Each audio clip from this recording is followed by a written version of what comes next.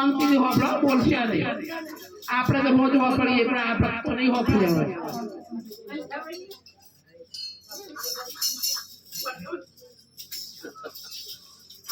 એક ગામ હતું, એમાં એક ભગત હતા. તે ભગત હતા, ભગત બહુ જ ભક્તિ કરતા હતા. તે પછી અમે આ સવિતાબેન જોશું, ભાનુબેન જોશું, હેડો કાલે આપણે જોઈએ કે આપણે થોડું સત્સંગ હોભળી આવીએ. તે રોજ સત્સંગ હોભળવા બહેનો, પછી એને રસ પડે બહેનોને હોભળવાનો. તે રોજ બહેનો જોય. એમાં ભક્તિબેન તો હવના મોર જોય. કાલ તો રિટાયર થઈ ગયો, નવરો થઈ ગયો, એટલે એ તો રોજ જોય. હો તો એમ કરતા કરતા બધા ભજન સત્સંગ હોભળવા જવા માંડ્યો. તે પછી ભગવાને એક દિવસે ભગતનું દર્શન દીધું. એટલે ભગત કે મને દર્શન તમે દીધા, વાત સાચી તમારી. અમારા બધા ભક્તો કે રોજ કે સત્સંગ હોભળવા આવો, એ એ બધા ભક્તોને તમે દર્શન દો તો સારું કહેવાય. કે હું તો કે તમારું કે ભક્તિ હાથે દિલથી કરું જ છું. આ બિચારો રોજ આવો કીડી મકોડી મારતો આવો તો એમનું તમે દર્શન દો કે મારી એવી ઈચ્છા છે. તે ભગત હતા બિચારા એને એમ કે બધા હું સારું કરું બધા આવું જ વિચારો તો એનું દર્શન ભગવાનનો થાય. કે એ નહીં મેળ ખાય કે ભગત કે મેળ નહીં ખાય ભગવાન કે ના કે મારા ભક્તોનું દર્શન કરાવો છું તમારો ગમે તે થાય તમે દર્શન આપો એમ કે એ ભગવાને કીધું કે સારું આજ તો નહીં આપું પણ 2 દિવસ પછી એમ કે અમુક ડુંગરો છે ડુંગરા ઉપર તમે ભક્તોને લઈને આવજો હું ત્યાં દર્શન આપો. તે કે સારું કે હું અમે લઈને આવીશું. એ ભક્તિ પુને તો શું કર્યું રસ્તામાં ભાખરી લીધી જતા રસ્તા ભૂખ લાગે તો હા ભાખરી લીધી હેઠતો બધો ભક્તો જ્યાં પછી એમાં તો ગીતાબેન પાસે તેઓ દુકાને બંધ કરી દીધી હેડો કે આજ તો ભગવાનનું દર્શન થવાનું છું એમ કરતા કરતા બધો હેડ્યો. આ તો સંઘ હેડ્યો તે પહેલા ડુંગરે ચડ્યો. તે પહેલા ડુંગરે ચોદીની ભગવાને લાદીઓ મૂકી. શનિ ચોદીની લાદીઓ મૂકી ભગવાને. એટલે જે ભક્તિમાં રસ નતો પેલા ચોદીની લાદીઓ જોઈ ને એટલે સવીબુનનો જીવ એમાં થયો. તે સવીબુન કે અલી ધની કાકી કે પેલી જો લાદીઓ દેખોણી તો ને અલી આપણે દર્શન કરવા ભગવાન નથી જઈએ છીએ પણ કે મેં તો ભગવાન કાલે જઈશું દર્શન કરવા. એનો એક લાદીઓ ઉપાડો ચોદીની એટલે અડધો હતો એ ચોથી લાદીઓ ઉપાડીને ઘેર આવ્યો. હેડ મારી પાસે અમે દ્રષ્ટિ પૂન જેવો તો હું કોઈ હેડ એને ટેન્શન આવે એને ચોથી શું કરવી હતી તે એ પાછી છે કે મારે ચોથી લાદી નહીં જોતી હેડ આપણે દર્શન કરવા. તે એ પાછો બીજા ડુંગરે થયા તે પેલી સોનાની લગડીઓ જોઈ. અસર જસી પૂન તો થયું તો મારા વિપુલની છોડીનો લગ્ન આવશે તે હેડો આપણે સોનાની લાદીઓ ઉપાડીએ. તે એ અડધો ભગત હતા કે સોનાની લાદીઓ ઉપાડી ને પાછા વળ્યા. વળી બીજા થોડા ભગત હતા એ પાછા આગળ હેડ્યા. ત્રીજા ડુંગરો આવ્યો ત્યાં પણ ભગવાને સોના મોરો મૂકી હીરા ને મોણેકોને એવું મૂક્યું.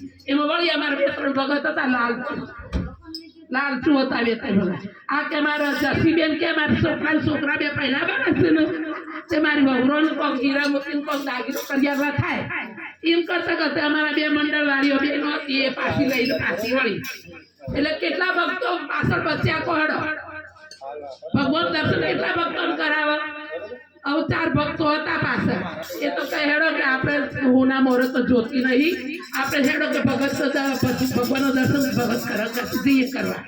તે પછી બિચારો હશે મારા જો રડ્યો પડ્યો તે હેડ્યો ઉપર તે ભગવાન ટોચરે બેઠેલા તોય પણ ભગતે કીધું પેલા ભગવાન બેઠા જો દર્શન તમને બધો કરાવો. ભગવાને પ્રશ્ન મૂક્યો કે તારા બધા ભક્તો તો ત્યાં દર્શન કરાવવા હું આવ્યો છું કે દર્શન આપવા છે. પછી એ ગુરુએ એમ કીધું કે તમે જીત્યા હું હાર્યો કારણ કે બધા ભક્તો હતા પણ માયાળુ ભક્તો હતા બધા. એટલે હવોની માયા લઈ ઘેર જતા રહ્યા. આ વધ્યા એ દર્શન તમારે કરાવવા આવ્યા બસ. બોલો કૃષ્ણ કનૈયા લાલ કી જય. એટલે ભક્તિમાં આવું છે માયા ને મોહ છે. બોલો કૃષ્ણ કનૈયા લાલ કી જય.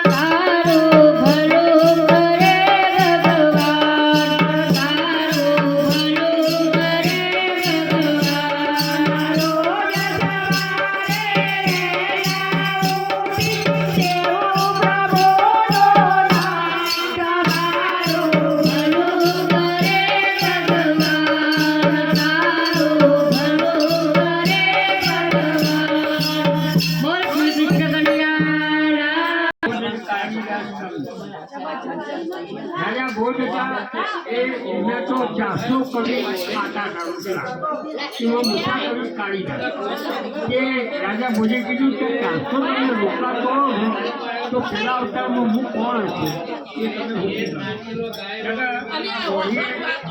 તમે તેલ કાઢી નાખ્યું. પછી આ તો બધા કવિઓને 1 મહિનાની મહેનત આવી કે જો મહિના માટે તમે આવી અને કહી દેજો. આ તો બધા રાજાઓ બધા કવિઓ બધા પોથો ફેરવા મળ્યા પણ કોઈ પોથામાં જળ નહીં. રાજા ભોજ પેલા અવતારમાં કોણ હતું ત્યારે જે કવિદાસ કાળી કવિદાસની બાયડી હતી છોકરાની એને કીધું કે દાદા તમારો દીકરો મરી ગયો કે હું તમને ખાવા નથી આવતી કે તમે દાડા હુકાઈ જાઓ છો કે ના બેટા અમારે રાજીની વાત છે. તારાજીને એવું કામ કે રાજીની એવી વાત છે ને એમાં હુકમ કે અમને કહો ને કે તમને નેના બચ્ચાનું કહેવું છે. અરે કે નેનો જો વેસી હોય અને વેસી કહેલે ને તો 3 દાડા સુધી વિચારે અને હાથ કહેલે ને તો ન વિચારે. સમજ્યા? હવે નેનો એટલો ખરાબ તમને કહો. પછી કાળીદાસ કવિની વાત કીધું કાળીદાસી કે રાજા ભોજ પેલા અવતારમાં કોણ હતું કે આ ઘર રંગાવો અને રાજા ભોજનો હોય બોલાવો. રાજા ભોજને હું કહી દઈશ કે પેલા અવતારમાં તું કોણ હતું. આ તો ભાઈ બધા કવિઓ ખુશી ખુશી થઈ ગયા અને ખાવા મળ્યા.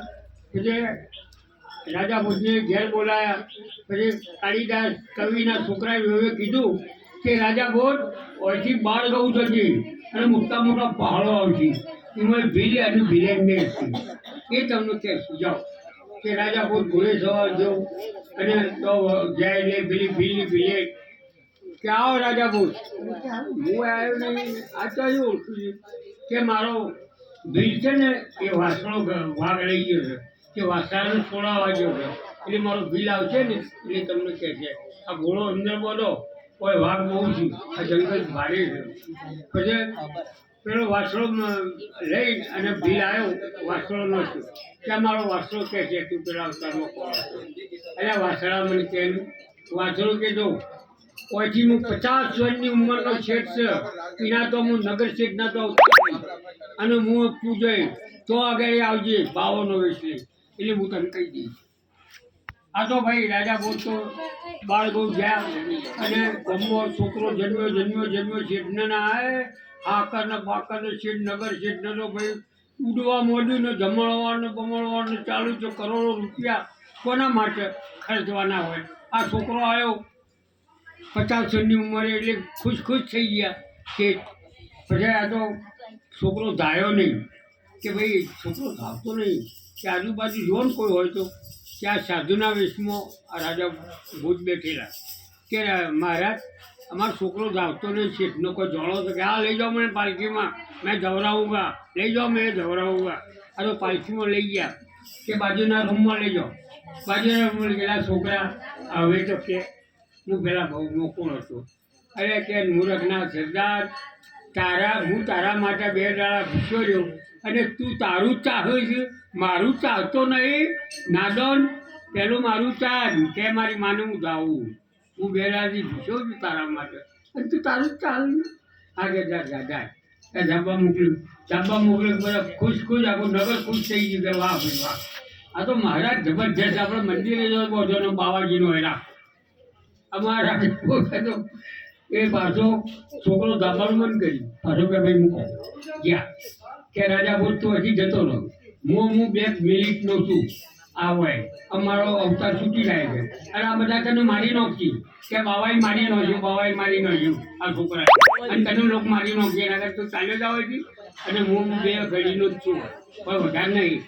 આ છોકરો રાજા ભોજ તો જતો